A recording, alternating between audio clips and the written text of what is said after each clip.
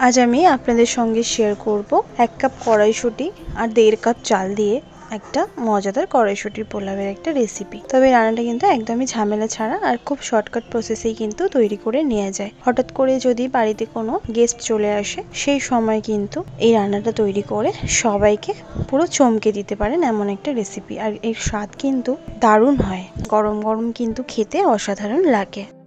নমস্কার বন্ধুরা, অনুশ্রী রান্নাঘরে আপনাদের সবাইকে স্বাগত।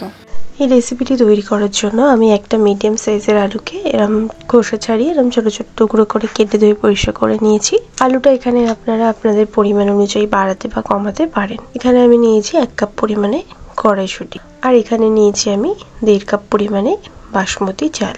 চালটাকে ভালো করে ধুয়ে পরিষ্কার করে জলটাকে ঝরিয়ে রাখবো। এরপর একটা মশলা তৈরি করব।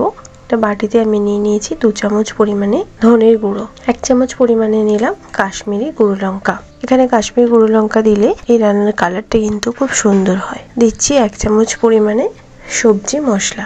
সবজি মশলা যদি না থাকে ঘরে সেক্ষেত্রে কিন্তু একটু গরম মশলা ব্যবহার করতে পারেন। আর দিচ্ছি 1/2 চামচ পরিমাণে হলুদের গুঁড়ো। সামান্য একটুখানি জল দিয়ে আমি মশলার একটা মিক্সচার তৈরি করে রেখে দেবো। ভালো করে চামচের সাহায্যে মশলাটাকে মিশিয়ে আমি এটা সাইড করে রেখে দেব। গ্যাস অন করে একটা প্যান বসিয়ে দিয়েছি। প্যানের মধ্যে দিয়ে দিচ্ছি সর্ষের তেল। 3 চামচ মতন সর্ষের তেল আমি এখানে দিয়েছি। আপনারা চাইলে কিন্তু এখানে অন্য তেলও ব্যবহার করতে পারেন। তেলটা ভালো করে গরম হয়ে যাওয়ার পর দিচ্ছি 1/2 চামচ পরিমাণে গোটা জিরে। ফোড়নটাকে একটুখানি ভেজে নেবার পর আমি একটা মিডিয়াম সাইজের পেঁয়াজকে স্লাইস করে কেটে দিয়ে দিলাম। 2 মিনিট মিডিয়াম টু হাই ফ্লেমে পেঁয়াজটাকে একটু ভেজে নেব। হালকা একটুখানি ভাজা হয়ে গেলেই দিয়ে দেবো আলু।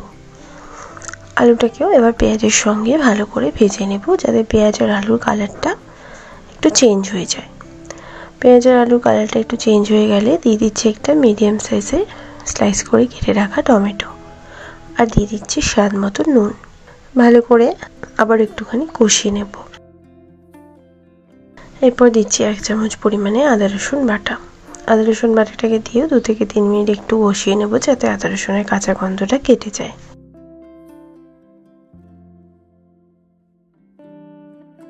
এরপর দিয়ে দিচ্ছি আমি এখানে কড়াইশুঁটি, আর দিচ্ছি 3টে চেরা কাঁচা লঙ্কা, আর যে মশলার মিক্সারটা তৈরি করে রেখেছিলাম সেই মশলাটা দিয়ে দিলাম। আর বাটিটাকে ধুয়ে দিয়ে দিলাম সামান্য একটুখানি জল। ভালো করে এবার কষিয়ে নেব। ফ্লেমটা মিডিয়ামে আছে, মশলাটাকে ভালো করে কষিয়ে নিচ্ছি।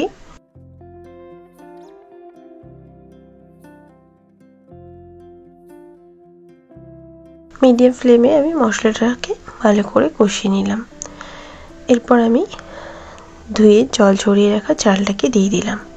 হালকা হাতে চালটাকে দিয়ে 2 মিনিট একটু নাড়াচাড়া করে মিশিয়ে নেব, যাতে চালগুলো ভেঙে না যায় সেই জন্য কিন্তু এখানে হালকা হাতে নাড়াচাড়া করতে হবে।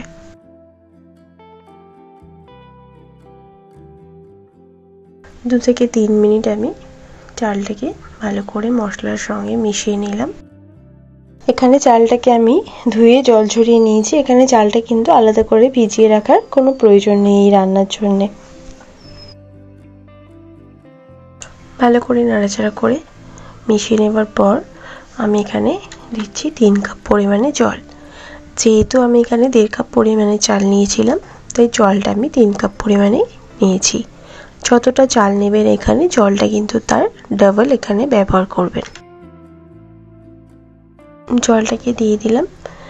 এরপর ভালো করে নাড়াচাড়া করে মিশিয়ে নিচ্ছি।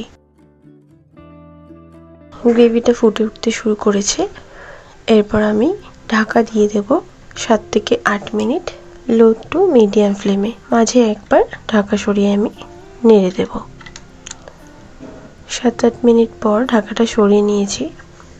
দিয়ে দিচ্ছি একটুখানি ধনেপাতা কুচি, আর দিচ্ছি 1 চামচ পরিমাণে ঘি। ঘিটা কিন্তু অবশ্যই দেবেন। হালকা হাতে এবার মিশিয়ে নেব।